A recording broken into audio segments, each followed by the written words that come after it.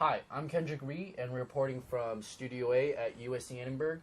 And today I'm here with two special guests.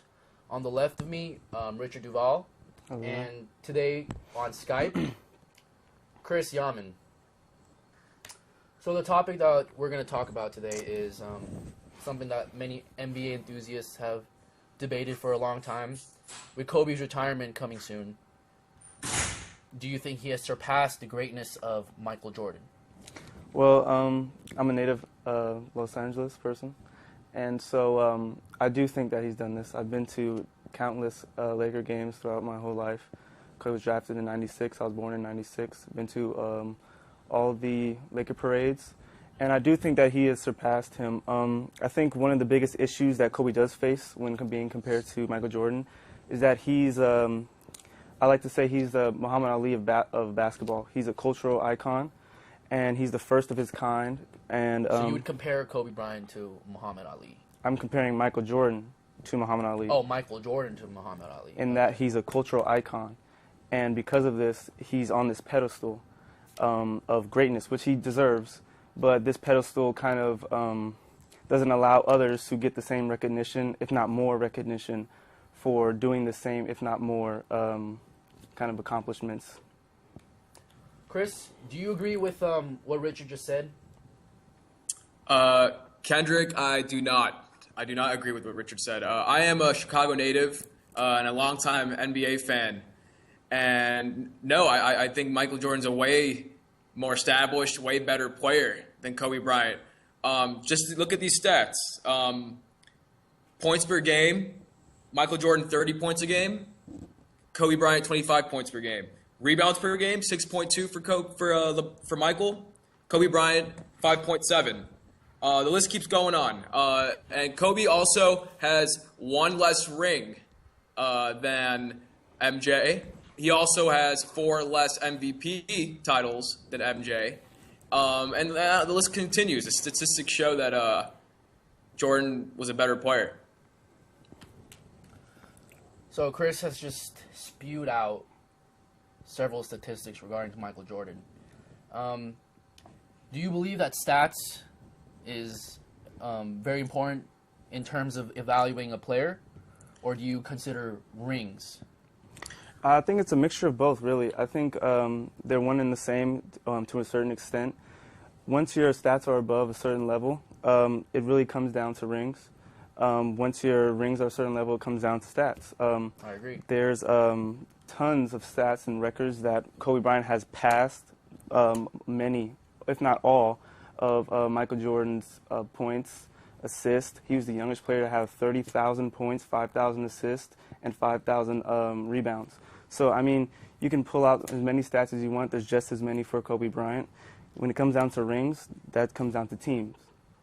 Okay, Michael Jordan was on the '96 Bulls, which is debatably the best team of all time. I've never heard anyone say the 2010 Lakers, 2003 Lakers. That's true. 96 Bulls had Dennis Rodman, pound for pound, the greatest rebounder of all time.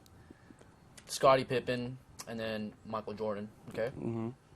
I challenge Chris to name me at least, I don't know, 3 or 4 of the 2010 Lakers that really made a difference, aside from Pau Gasol. And I doubt he could do it. Chris?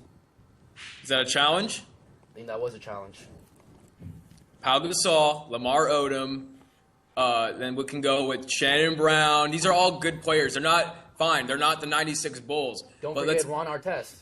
Ron Artest. But let's be honest, though. Like, my MJ was the leader of that team, okay? And he was significantly better than the second best player on that team. You can't just say, "Oh, his team's the best, best team ever." But best team ever means there's a best player on that team, and it was Michael Jordan. I don't think you're giving Michael Jordan enough credit. Also, along with stats, winning, he has one more ring than Kobe, like I said earlier. And another thing is the guy took a 2-year break from the game. He played a different sport for 2 years, came back after winning a three-peat, got another three-peat. So theoretically, he could have won 8 in a row. He could have dominated an entire decade, okay? And he just continued after to just be dominant in the game. even after a 2-year break. So that's another point. Richard, what do you have to say to what just I mean, Chris he just went back to the same great team with 4 Hall of Famers on it. Shannon Brown was not even a starter on the team that on the 2010 Lakers. I mean, Pau Gasol, it was pretty much a Pau Gasol Kobe Bryant show, and they did it pretty much by themselves. I mean, Dennis Rodman, like you said, pound for pound, greatest rebounder of all time, debatably, greatest defender of all time. Scottie Pippen did it on both sides. And then you have just a stacked team. And I feel like if you put Kobe in the same situation with that same team, he would have done the same, if not more, because he has a greater three-point range. And then Michael Jordan does not have this. They have a lot of people like to say that they have the same three-point stats as in terms of percentage. But if you look at it, the stats aren't proportionate. Kobe Bryant has shot 3 times more three-pointers than Michael Jordan. So, I mean, you can say that, oh, he has the greatest team, but he was the greatest player on the team. But I feel like if you put Kobe Bryant in the same team, he would have done the exact same thing, if not more. In response to that, I'd like to say that in response to your three-point statistic, they both shot pretty evenly in their careers. Kobe shot 330 from three-point line, and MJ shot 327. So that they're really both similar three-point shooters. But what I said was that Kobe Bryant is shooting 3 times as many shots, three-point shots. So the percentages are not they're different players, proportionate. man. I'm saying that Kobe Bryant was able to do it from anywhere on the court, whereas Michael Jordan was more or less limited to inside the arc. Limited? I think he chose to go inside. I think he could have shot outside. But you have no evidence towards that. I can show you where Kobe can shoot inside the arc and outside the arc. You don't see that as much as Michael Jordan's game. All right, well, secondly, Kobe also had a player named Shaquille O'Neal who won him 3 rings, arguably the best center of all time. So there's that. Without Shaq, those 3 rings wouldn't be there. And anyways, Kobe didn't even win the MVP, the Finals MVP for those 3 years. Shaq did. Shaq arguably led those teams, not Kobe. That's very true. Kobe did have Shaq, but I feel like this debate will just be ongoing. There will always be Kobe lovers. There will always be Michael Jordan lovers.